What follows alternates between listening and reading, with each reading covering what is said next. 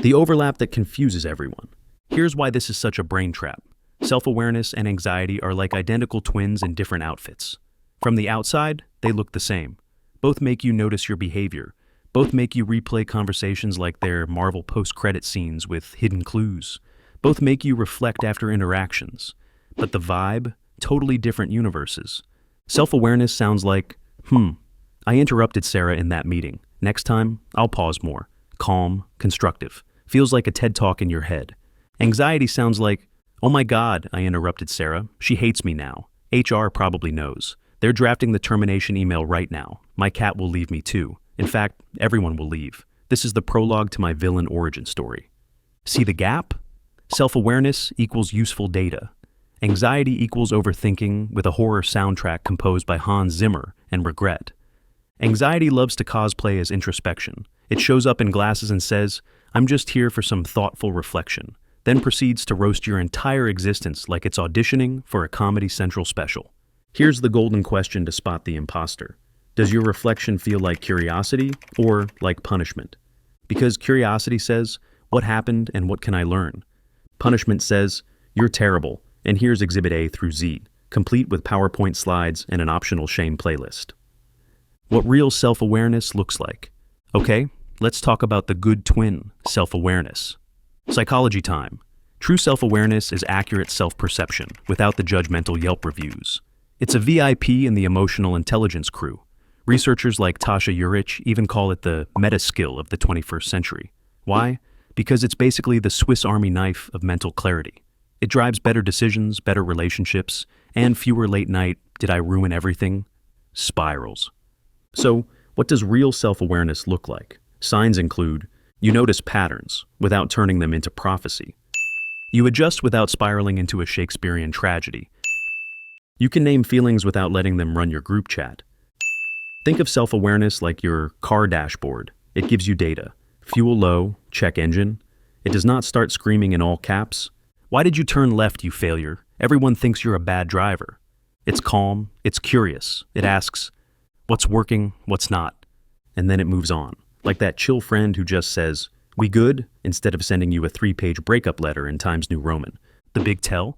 Self-awareness feels grounding, like standing on solid earth. Not like standing trial in your own mental courtroom, complete with a prosecutor in your head, screaming, objection! They suck at life! And hey, if you're nodding right now because this hit home, do your future self a favor. Tap that like button for the algorithm gods so they keep sending you brain fuel like this. And if you want more ideas that stick and sometimes sting, subscribe and let's keep upgrading your mental software together. What anxiety feels like in disguise. Now, let's talk anxiety. Anxiety is not curious. Anxiety is clingy, like shows up uninvited to brunch and eats your fries, clingy. Self-awareness asks questions to understand. Anxiety? Anxiety interrogates you until you confess to crimes you didn't even commit. Did you really say that? Why did you say that? Who raised you? You've ruined everything. Again. The neuroscience here is wild. When anxiety takes over, your amygdala, aka your brain's fear alarm, lights up like the Las Vegas Strip. That system is built for survival. It says, threat. Fix it. Fix it now. Great feature if there's a bear in your cave. Not so great when the threat is accidentally saying, you too, after the waiter says, enjoy your meal. How do you know you're in anxious mode? Rumination, not reflection. You're not thinking. You're spinning like a hamster on Red Bull. Everything feels high stakes. You didn't just make a mistake. You ended civilization. Your inner monologue sounds like a Netflix true crime documentary. In this episode, how one comment destroyed everything. Anxiety doesn't give you insights. It gives you conspiracy theories about you. Self-awareness builds clarity. Anxiety builds PowerPoint decks for your insecurities, complete with graphs, pie charts, and a sad background playlist titled Lo-Fi Beats to Cry and Catastrophize 2. The neuroscience behind the split. Okay, brain nerd moment.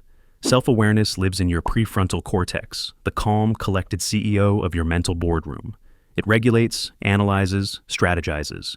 It's sipping herbal tea like, let's evaluate and make an action plan. Anxiety? Anxiety barges in like the amygdala-fueled intern flipping tables. We're all gonna die. Primitive, emotional, zero chill. Here's the kicker. Both systems light up when you self-reflect. But if the amygdala hijacks the process, boom, You go from gentle curiosity to DEF-CON 1 meltdown. Why? Because your brain is running ancient software on modern problems. It still thinks being judged equals tribal exile equals death by saber-toothed tiger. 10,000 years ago, that made sense. Today, it's just a slightly awkward Slack emoji reaction. But your nervous system didn't get the memo. It doesn't whisper, maybe you were a little abrupt. It screams, the village is coming for you with torches.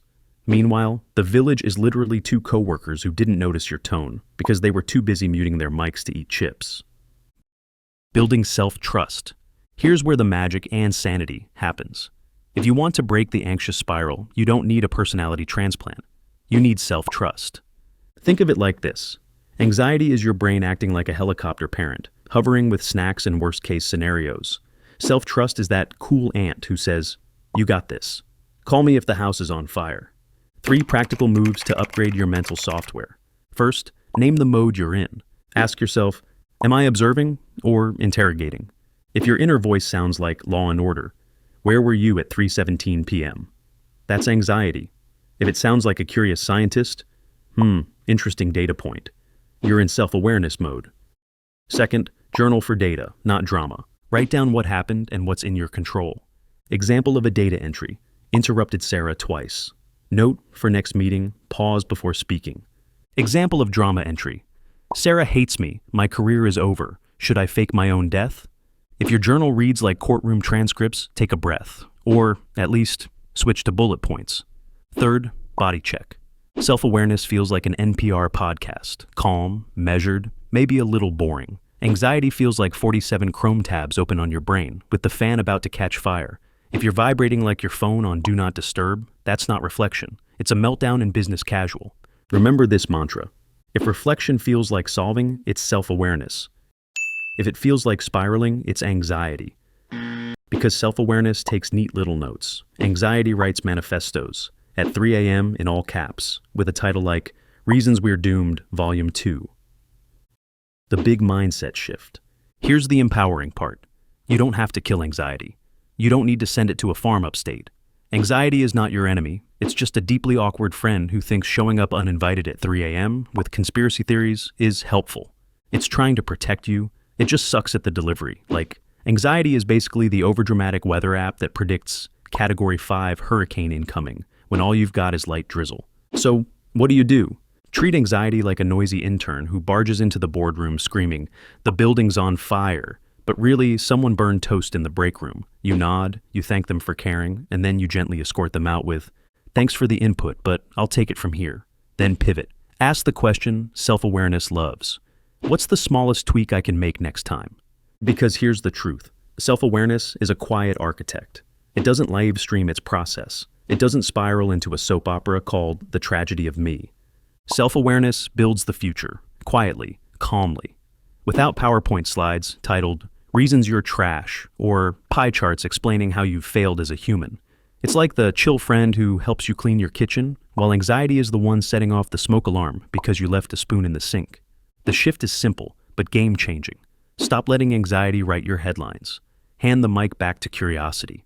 Next time your brain starts overanalyzing, ask, am I observing or interrogating?